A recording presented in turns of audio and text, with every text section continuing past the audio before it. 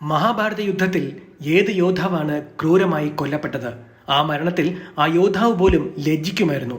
അഭിമന്യുവിന്റെ ധീരമായ ത്യാഗത്തെക്കുറിച്ചോ കർണന്റെ ദാരുണമായ വീഴ്ചയെക്കുറിച്ചോ ഭീഷ്മരുടെ മരണത്തിനായുള്ള കാത്തിരിപ്പിനെക്കുറിച്ചോ ദുര്യോധനന്റെ അന്തിമ യുദ്ധത്തെക്കുറിച്ചോ പലരും വാദിക്കും. എന്നാൽ ആ നിർഭാഗ്യവനായ യോദ്ധാവ് ഗുരു ദ്രോണാചാര്യരെ വധിച്ച ദൃഷ്ടദ്യുമ്നനായിരുന്നു. പ്രതികാരം ചെയ്യാൻ പദ്ധതിയിട്ടുകൊണ്ട് മനസ്സും കോപത്താൽ നിറഞ്ഞ അശ്വത്ഥാമാവ് ദൃഷ്ടദ്യുമ്നൻ ഉറങ്ങിക്കിടന്ന കൂടാരത്തിലേക്ക് ഇരച്ചു കയറി. ദൃഷ്ടദ്യുമ്നനെ ചവിട്ടുകയും ഇരു കൈകൾ കൊണ്ട് ആഞ്ഞിടിക്കുകയും ചെയ്തു. നിരായുധനായ ദൃഷ്ടദ്യുമ്നൻ അശ്വത്ഥാമാവിനോട് തന്നെ ഒരു ക്ഷത്രിയനെ പോലെ മരിക്കാൻ അനുവദിക്കണമെന്ന് അപേക്ഷിച്ചു. എന്നാൽ അശ്വത്ഥാമാവ് വിസമ്മതിക്കുകയും ദൃഷ്ടദ്യുമ്നനെ കഴുത്ത് ഞെരിച്ച് കൊല്ലുകയും ചെയ്തു. ഗുരുഹത്യ ചെയ്ത ഒരു മനുഷ്യന് മരണം തിരഞ്ഞെടുക്കാൻ കഴിയില്ല എന്ന് അദ്ദേഹം പറയുന്നു.